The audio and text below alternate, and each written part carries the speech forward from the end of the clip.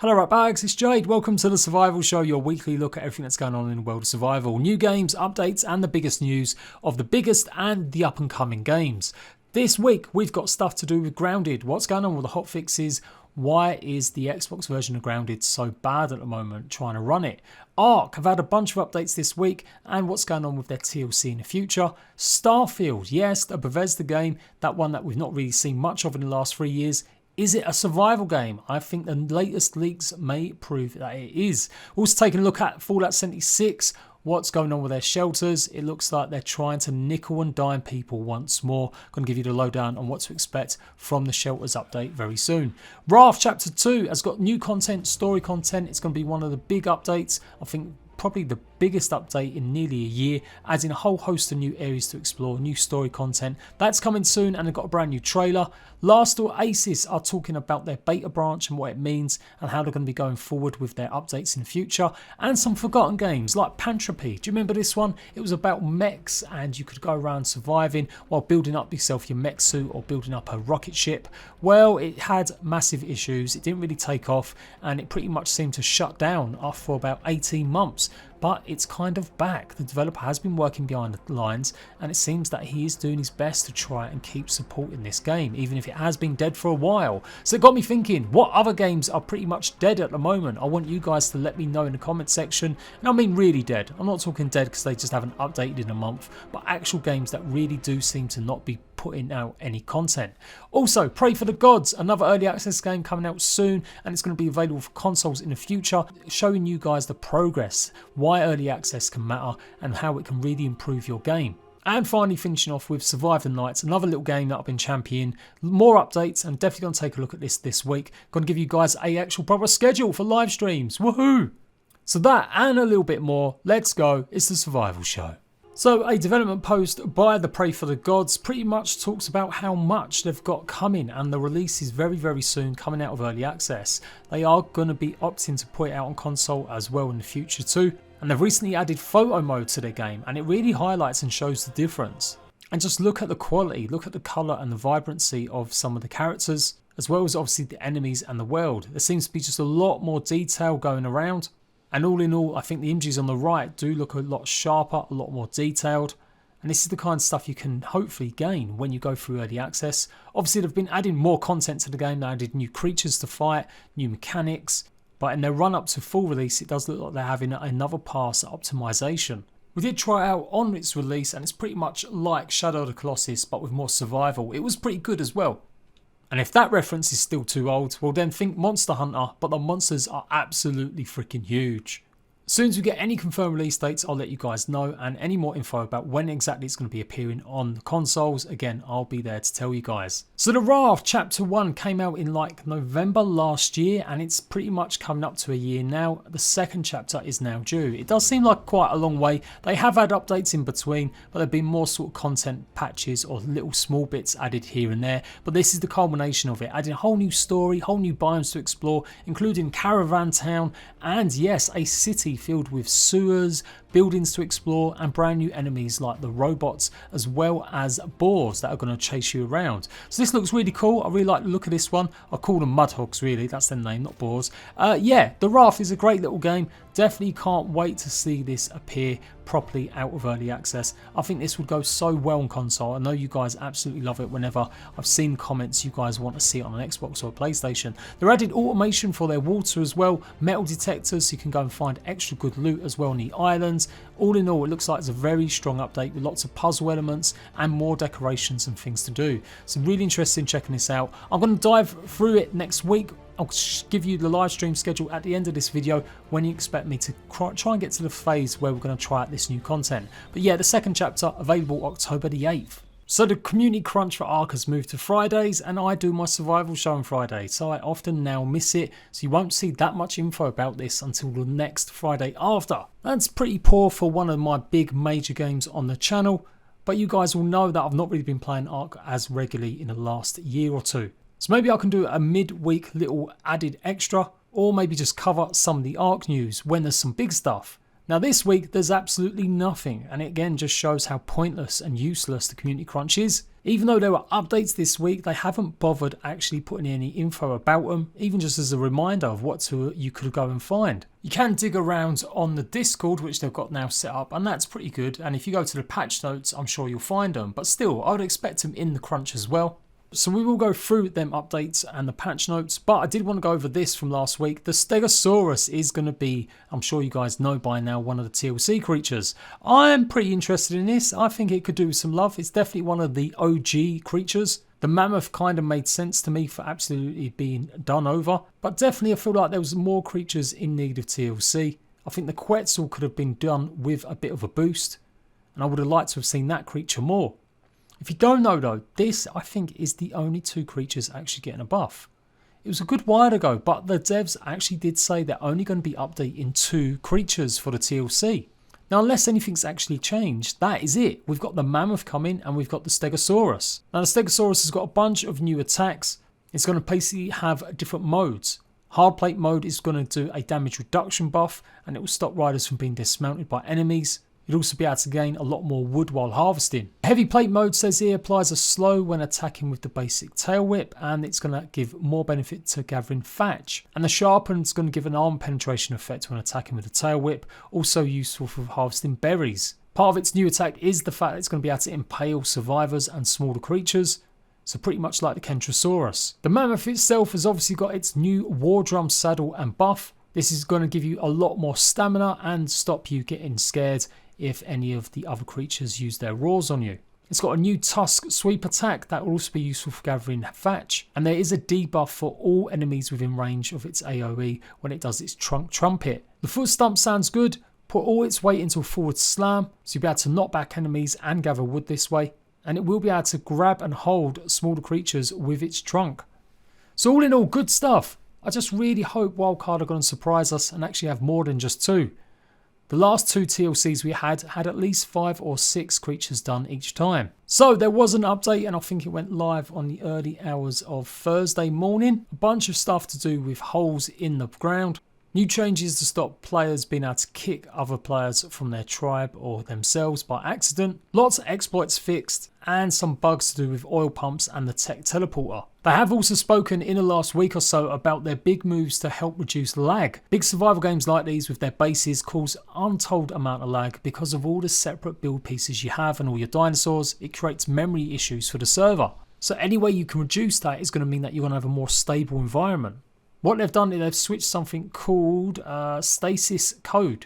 And this is on official servers only, but it seems like it's going to not necessarily have to render or make all of the bases appear as much. So in effect means that if you're on a big busy server with huge bases, you shouldn't have as much lag or as many issues. All in all, good that they're actually getting some updates out, but pretty bad that they're still not using some of their methods to recap on all the stuff that's happening in the week. I mean, that's what a community crunch would be for, wouldn't it? But yeah, the updates have gone live on the Xbox and the PlayStation 4, so you should have received them this week. If you haven't or you're having problems connecting, make sure you've updated the game. And as soon as you get any more info about them TLC updates, which I'm expecting in the next 4 maybe weeks, I'll let you guys know. So this is apparently the first screenshots from Starfield. It looks like it's a test level. It's not going to be like the finished game or anything, but there's some interesting features here. Now we don't 100% can say that this is actually the proper game, but it does seem to be coming from a few reputable sources, and pretty much everyone's been on the bandwagon for the last 5 days or so saying that these are indeed Starfield. The UI matches some of the stuff that was shown off in one of the trailers, and there's various matching parts from the suit that match some of the trailer as well. What I'm more interested in though is the idea that this could be a survival game. If you take a look on the right hand side, we've got something very simplistic, health and then stamina, but we also do have an oxygen gauge as well. Hence why it could be a survival game. It may stand to reason. You're in space, you're going to need to breathe something. But obviously some games don't bother with this as much. They'll make it just part of the set pieces that they're flying through space occasionally, or they'll just magically always have your oxygen tank never taking any proper damage. Are you down for a Bethesda proper survival game? Can they actually do something different here and not make it an absolute shit show like Fallout 76? Here's a shot of another big, massive, obviously space vehicle as well. Looks pretty interesting. Definitely a bit more Fallout-esque rather than maybe super clean and clear. got loads of dirt and marks all over the bodywork. Also part of the oxygen gauge is a gravity meter as well. So not only will you have to worry about breathing, you'll also have to make sure you have got the right kind of gravity. Maybe there'll be certain points where you can't jump, or you're going to have to crouch down or use a certain device or items to weigh you down a little bit more. Typical sort of gun appears there though, looks a bit like a shotgun and seems to have some sort of bullet counter. So it's not much to go on, but it is the first screenshots that anyone's kind of seen. And it does paint an interesting picture of whether or not we're going to get a space survival game from Bethesda. So it seems like this weekend where Bethesda are going to introduce their brand new shelters feature, it may or may not happen. They had an issue where it was meant to go live yesterday. Effectively, what it's doing is giving you the opportunity to have your own special vault underground. This vault will be able to house and hold all of your special items, but it won't have the costs associated with building above ground. I'm pretty much coining it its creative mode, or pretty much a trophy room base where you can have everything and it's not going to be part of your other base that you have. It does seem a little bit weird, a little bit unnecessary, so I think I need to delve into it a little bit more, to be honest. I don't think the posts are very clear in the way they're describing it or why you would need it. And there's going to be 3 different types of shelter that you can have. Now this is where the money part comes into it. The 3 different ones are Vault Utility Room, the Vault Lobby and the Vault Atrium. Each has its own layout, style and size, and you'll be able to playtest all of these in the PTS. Kotaku has done a report listing it a little bit more details. Pretty much you'll have to spend atoms on the other 2. The Vault Lobby will be one of your monthly free items for Fallout First members. After that, all players will be able to buy the lobby using atoms in the Atomic Shop. The largest of our first free shelters, the Vault Atrium, will be available for atom purchases immediately on patch day. So if you want the biggest and bestest vault, well, you're going to have to pay for it. Now you may have a lot of atoms sitting around, who knows? And I know they've got a season pass now that you can earn atoms. But hitting rank 20 in Season 2 will earn you 150 atoms. If I remember rightly, that could barely buy you like a chair. So yeah, this brand new free instance where you can pretty much decorate the home of your dreams or vault is of course going to be locked behind more paywalls. And by the sounds of it, the first one, the utility room, isn't exactly something I'm going to be sharing out with the world, my amazing little home. Now Fallout 76 has had criticism for the way it's dished out the amount of points that you could earn towards your battle pass in the past. And they did say they would fix it for the upcoming season. So fingers crossed it's not going to be a massive grind to get a pretty decent shelter or fill it up with all the stuff that you want to. But why Fallout? Why can you just not do something for free? You charge plenty of people, plenty of high price for this game. And with the memberships as well, it's just a bit crazy that they're still finding ways to absolutely rip players off. Fingers crossed, Microsoft, when they get their hands on the company in a year's time, they can put an end to some of these sorry practices. Although I wouldn't bank on it. So last, Oasis has given more details about its upcoming wipe. It's not happening in October like they planned. They're moving pretty much all of the stuff that they're going to be working on onto public proper beta tests. Now these beta tests, as they're calling them, the beta branches, they'll have all the continuous updates that come in on a weekly basis, but it'll be moving to that branch before going properly live when they're happy with it. So if you've been playing on the official servers, you don't have to worry as much. There's no wipe just yet, and it doesn't look like it's going to be happening until at least November. If you want to take part in all the new stuff though, you are going to obviously have to switch, and you will have to start a new character. You won't be able to take your old one. So they're doing this to add their commerce update, which is going to add much needed more PvE mechanics to the game, and a reason maybe not to go and just shank every single player you come across. And the game definitely needs it. The game has pretty much died. Even having just 1,000 or a couple thousand players up until this summer was okay. It never reached the massive heights like Ark or some of the biggest games, but although 33,000 players at the very beginning wasn't too bad. But Last Oasis' problems with Zergs and stuff like that just really has put a lot of players off, and with so much strong competition in other games like DayZ, Ark and Conan, it's always going to be a challenge for a new game to maintain its player base. But nevertheless, I'm still a bit disappointed to see that the players have fallen so much. It doesn't mean the game's dead forever, but it certainly does mean they're going to need to carry on doing as much as possible with updates to get it back on the roll. Maybe if they brought some of these changes a little bit sooner, they might have stopped people leaving if they were worried about glitches and bugs from updates that weren't tested properly. But yeah, it's a sad state of affairs. All in all, the devs are doing the right kind of thing. They're doing weekly vlogs. They're talking about the content that's upcoming. They've been doing weekly content drops, adding new walkers to the game. And I really do hope they've made enough money that they can just carry on developing in it and make a big push for 1.0. They're certainly doing a lot better than some of the other games I've covered in the last few years. So fingers crossed it will improve. And once that commerce update hits, I will take a look at Last Oasis once more. Now, at the start of the show, a game that I did say had died was Pantropy. This was a survival game with mechs and stuff. This game never really took off. The map was just pretty boring. There was lots and lots of gathering resources, and the idea that you could build all different types of mechs sounds pretty cool. But it just was a bit too boring. It definitely needed a lot of players to make it more exciting. And so eventually developers had to go back to working part-time or in their other jobs. I covered this game just before its release, talked to you guys about it, and yeah, it was just a shame that it didn't get enough love. But they are now back. They've been working on it in private, obviously amongst their proper job. And this is just what happens. If you don't make enough money, you can't continue supporting the game like Last Oasis at least are managing to do. They're pretty much adding new artillery options and a whole host more. They're revamping creatures, and they have introduced stuff like single player, co-op and androids in the last 6 months. Will it be enough to bring this game back from the dead? Probably not, to be honest. But fair play to the developers for at least attempting to carry it on. Not every game's going to be a runaway success. In fact, it's extremely rare for your game to do well enough that you can even afford to do it full time or even go and make a sequel. But for sure, I love seeing games with new ideas, and Pantropy definitely did have a bunch of new stuff going for it. So yeah, I hope they do manage to get a bit of more of a player base from this. So last week guys, I told you about Survive the Nights and their brand new Horde mode system they've just implemented. Pretty much yes, you've seen it in other games, but it was a good sign for this one that they finally added it. The whole point of Survive the Nights was that zombies would periodically attack your base a lot more. The key difference here is you can choose whether or not to take part in these Horde events, or you can run away.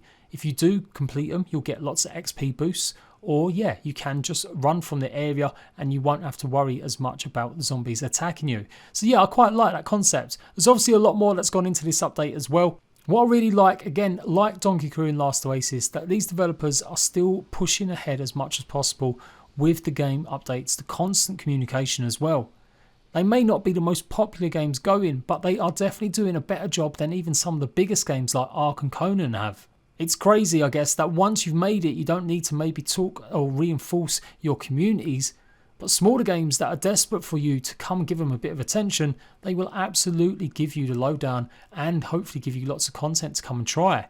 Sure, that content might not be as polished and it's not going to be as big or bombastic as some of them bigger games, but I guess I like the small guy, always root for the underdog. Hence why I showcase so many of these games. I think a lot of the time they have a lot better ideas, a lot of new, fresh takes on stuff that other game companies have kind of just got a bit complacent with. So yeah, Survive the Nights is going to be there on the channel this week. Let's give this a shot, a real good go, and see if it has improved since I first tried it when it released. And they're not just waiting for that either. They're working solidly on their Black Rock prison, and they're doing a rework on their prison island too. The whole world's going to have a graphical improvement with this next update 1.6. So yeah, I'm going to carry on supporting this game where I can. And let's start actually getting some proper gameplay. So Grounded update 0.30 added a bunch of new content, a revamp for the hedge area and lots more stuff to go and find, lots of perks to earn as well and lots of story content. But it has added a bunch of brand new problems and issues, particularly for Xbox users, although it is affecting Steam as well. Connections and world stability just seem to be pretty poor at the moment. Attempting to build, craft or recycle in the game will cause the game to crash. That's a frequent one that a lot of people were having. The game keeps crashing when you're loading into a session. Again, that's happening a lot even on Steam. So just keep trying if that's a problem for you. Again, more freezes when PC players are trying to play the game. And overall, there's a lot of complaints from Xbox players just saying that the game's not very stable, or whenever they place anything near their bases, it just kind of crashes on them. Now, I was expecting a hotfix a bit sooner. Obviously, the update went live on Wednesday. There's a big bunch of these major problems and issues, so I'm hoping it's going to get hotfixed over the weekend, but probably not till Monday now. Microsoft and the cert processing team generally don't work weekends unless it's a huge issue. And although this sounds like a big issue, I reckon they'll probably delay it until the Monday, but fingers crossed, who knows. So if you're playing Grounded, you've got loads of problems with crashing, don't worry, it's known, lots of people are having the same issue. And let's all just hope it does get fixed as soon as possible on Monday or Tuesday. For sure though, I can't wait for them to add test servers for Xbox. It seems like they are the ones that are going to need it the most. And it will definitely help in making sure that future updates go a little bit more smoothly. If you need more help with all the Grounded new content that's coming to the game, go and check out my videos and tutorials. My hedge jungle guide will take you through everything you need to know about the revamped area, all the new scabs, loads of science points and story. And if you need a bit more functional stuff about the silk rope, zip lines, then go and check out them videos too. Later on today, I will be working also on my perks video, showing you guys how to get all of the perks and what different levels they offer. And if you're looking for something brand new and fresh, check out my new October games. It's got some more details on the Raft as well as the Survivalist, which is also launching next week and I'm hoping to cover majorly on the channel. So stream times next week: Monday, Survive nights, 4 PM UK time, so that's going to be about 11 AM Eastern time. Tuesday we're going to play the Raft pretty early, 9 AM UK time. Wednesday we're going to do a grounded stream at 4 PM, and then Thursday we're going to take a look at the Raft Chapter 2 when the update drops. I'll obviously have breaking news about the biggest and best survival games as well as anything else for next gen. And that is it guys, I am off. I'll catch you lot later.